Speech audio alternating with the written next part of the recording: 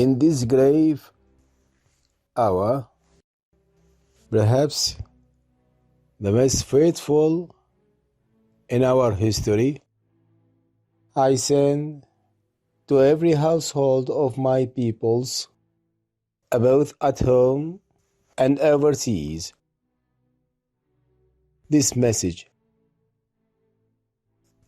spoken with the same depth of feeling for each one of you as if I were able to cross your threshold and speak to you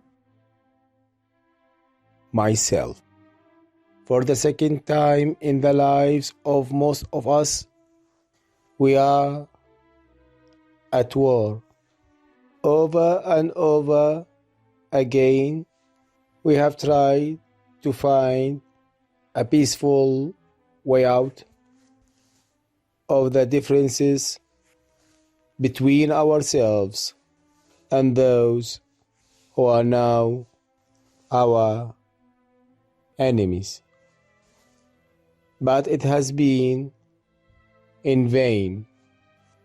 We have been forced into a conflict, for we are called with our allies to meet the challenge of a principle which, if it were to prevail, would be fatal to any civilized order in the world.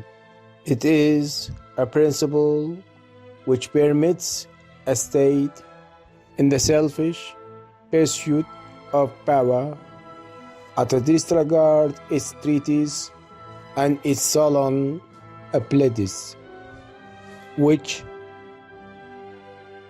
sanctions the use of force or threats of force against the sovereignty and independence of other states. Such a principle, stripped of all disguise, is surely the mere a primitive doctrine that might is right. And if this principle were established throughout the world, the freedom of our own country and of the whole British Commonwealth of Nations would be in danger. But far more than this, the peoples of the world would be kept in the bondage of a fear, and all hopes of settled a peace and of the security of justice and liberty among nations will be ended. This is the ultimate issue which confronts us. For the sake of all that we are ourselves hold dear, and of the world order and the peace, it is unthinkable that we should refuse to meet the challenge.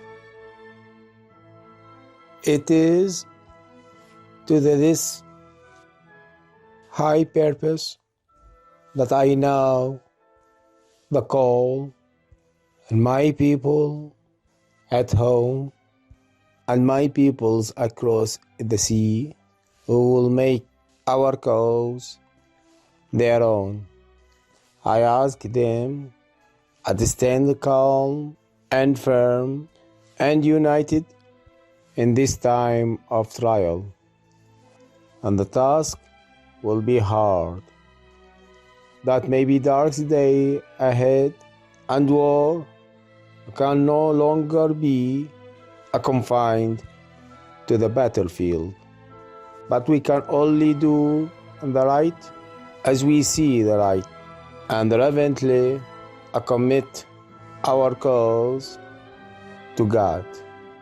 If one of all we keep resolutely faithful to it, are ready for whatever service or sacrifice it may demand, then with God's help we shall prevail. May He bless and keep us all.